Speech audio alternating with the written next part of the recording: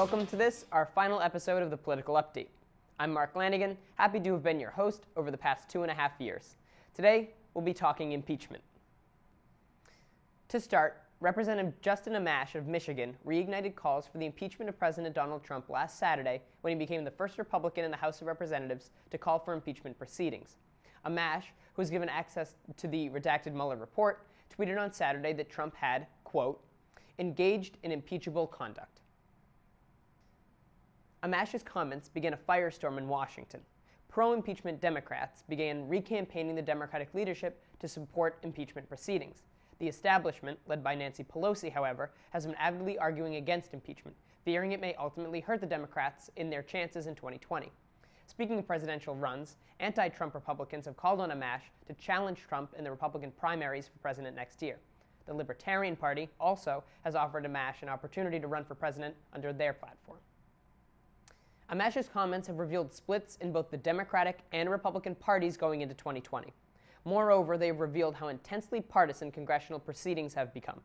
Many Democrats and some Amash-aligning Republicans have grown incredibly wary of Attorney General William Barr, whose position is supposed to be nonpartisan as he's the primary executive enforcer of law. Barr is the individual originally responsible for withholding the Mueller report and then testifying on its behalf in front of Congress. His testimony, since the report has been released, has recently been interpreted as highly defensive of the president, so much so that he may have lied under oath to protect Trump. This partisan activity in the position of Attorney General has led to calls from both sides of the aisle and from Amash himself for Barr to resign. And that's what's been going on in politics over the past 2 weeks.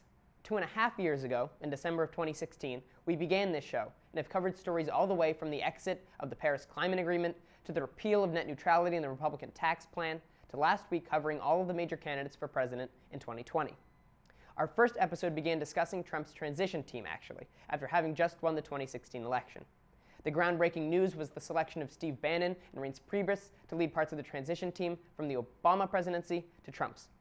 Over the past 2.5 years, you may have been completely satisfied by Trump's administration behavior, or, like me, you may have been shocked when you opened the news each morning to discover just how crazy our political system has become. Regardless of which, I'll sign off for a final time today with a quote from Plato. One of the penalties for refusing to participate in politics is that you end up being governed by your inferiors. Participation comes in many forms, from running for office, to voting, to just staying informed. Staying informed is very important and very easy, so continue to watch the news and read up. Keep yourself updated politically.